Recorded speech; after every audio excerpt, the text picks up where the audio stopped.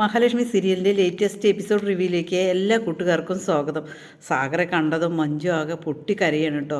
അത് സന്തോഷം കൊണ്ടോ സങ്കടം കൊണ്ടോ അല്ല, തങ്ങളെ ഒരിക്കലും ജീവിക്കാൻ അനുവദിക്കുന്നില്ലല്ലോ എന്ന് പറഞ്ഞിട്ടാണ് കേട്ടോ അകത്തേക്ക് പോയതും. സാഗർ വന്നിട്ട് പറയാണ് മഞ്ജുവിനോട്, മഞ്ജു ഞാനിങ്ങ് പോകുന്നില്ലേ, പിന്നെ എന്തിനാ മോള് കരയണ്ട, ഞാനൊരു തെറ്റും ചെയ്തിട്ടില്ല എന്നിങ്ങനെ പറയുമ്പോൾ മഞ്ജു പറയുന്നുണ്ട് ഞാൻ കണ്ണേട്ടൻ്റെ അടുത്ത് പോയിരുന്നു, അവരും എന്നെ സഹായിച്ചില്ല എന്ന് പറയുമ്പോൾ സാഗർ പറയുന്നുണ്ട് ഒരിക്കലും നീ അങ്ങനെ കരുതരുത്, കണ്ണേട്ടൻ പറഞ്ഞിട്ട് തന്നെയാണ് അനന്തവും മാർക്കും വന്ന് എന്നെ രക്ഷിച്ചത് എന്നിങ്ങനെ പറയണം കേട്ടോ.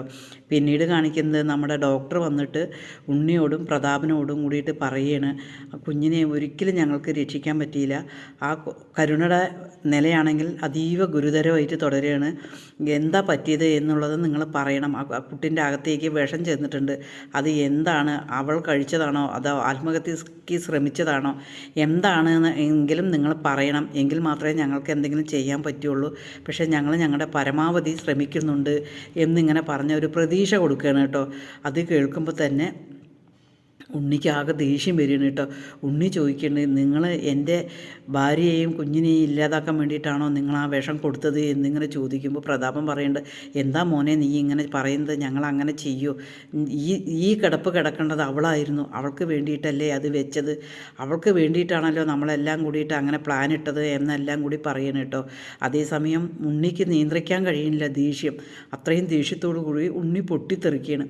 മുത്തശ്ശി പറയുകയാണ് ആ പായസം അവിടെ നിന്ന് മാറ്റിയിട്ട് മറ്റേ പായസം അതിനകത്തേക്ക് വെച്ചത് ആരാണ്, എന്താണ്, അവിടെ എന്തോ ഒരു ചതി നടന്നിട്ടുണ്ട്, അല്ലാതെ ഒരിക്കലും നമ്മുടെ മോൾ ഇങ്ങനെ ആവില്ല എന്ന് മുത്തശ്ശി പറയുകയാണ് കേട്ടോ. അതേസമയം വൈദ്യര് പറഞ്ഞത് മുത്തശ്ശിക്ക് ഓർമ്മ വരികയാണ്, ആ മരുന്നകത്ത് കഴിച്ചു കഴിഞ്ഞാൽ ഭയങ്കര പരവേശം എല്ലാം ഉണ്ടാകും, അതിന് മറുമരുന്നും വൈദ്യരുടെ അടുത്ത് തന്നെ പോയെങ്കിൽ മാത്രമേ കിട്ടുകയുള്ളൂ, അതെന്തായാലും എത്രയും പെട്ടെന്ന് അതാണ് നമ്മൾ ചെയ്യേണ്ടത്, അല്ലാതെ നമ്മുടെ മോളെ രക്ഷിച്ചെടുക്കാൻ പറ്റില്ല എന്നിങ്ങനെ പറയുകയാണ്. പക്ഷേ ഉണ്ണി ആരെന്ത് പറഞ്ഞിട്ടും ചെവിക്കൊള്ളുന്നില്ല. ഉണ്ണി പറയുന്നുണ്ട് നിങ്ങളെല്ലാം കൂടിയിട്ട് എൻ്റെ കുഞ്ഞിനെയാണ് ഇല്ലാതാക്കിയത്, അതൊരിക്കലും ഇനി തിരിച്ചു കിട്ടാൻ പോകുന്നില്ലല്ലോ എന്നിങ്ങനെ പറഞ്ഞിട്ട് പ്രതാപനും മുത്തശ്ശിയും എന്ത് പറയണം എന്ത് ചെയ്യണം എന്നറിയാത്ത ഒരവസ്ഥയിലാണ് കേട്ടോ.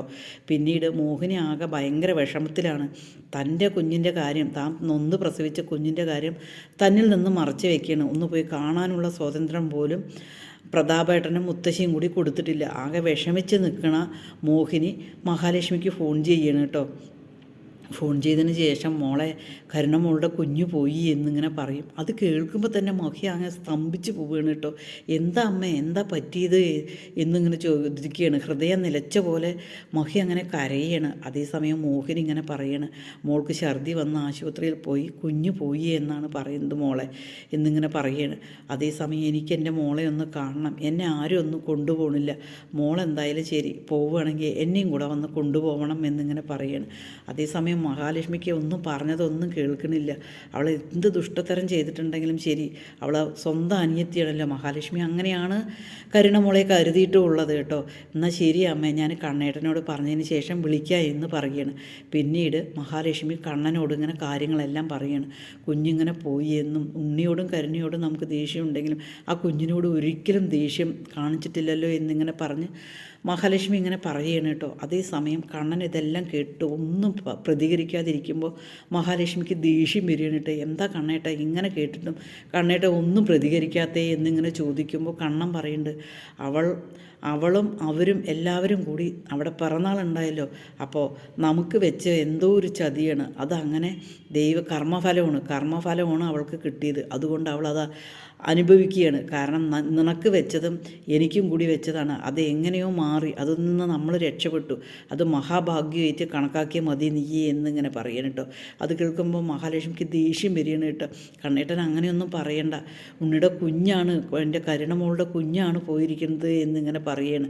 അവൾ ഗർഭിണിയായിരിക്കുമ്പോൾ അവിടെ ഓഫീസിൽ വന്നിട്ട് ലഡ്ഡു വിതരണം ചെയ്തതും നിന്നെയും എന്നെയും അവഹേളിച്ചതും നീയെല്ലാം മറന്നോ, പക്ഷെ ഞാനത് മറന്നിട്ടില്ല മഹി എന്നിങ്ങനെ കണ്ണൻ പറയണം കേട്ടോ. ഇനി നിനക്ക് ആശുപത്രി വേണമെന്നുണ്ടെങ്കിൽ നീ പോക്കോ, ഞാൻ എന്തായാലും വരുന്നില്ല എന്നിങ്ങനെ കണ്ണൻ പറയണം. കണ്ണനെ അറുത്ത് മുറിച്ച് പറയണം. കണ്ണനെ അവൾ ചെയ്തിരുന്ന ദുഷ്ടതരങ്ങൾ ഓരോന്നോരോന്നായിട്ട് ഓർമ്മ വരികയാണ്.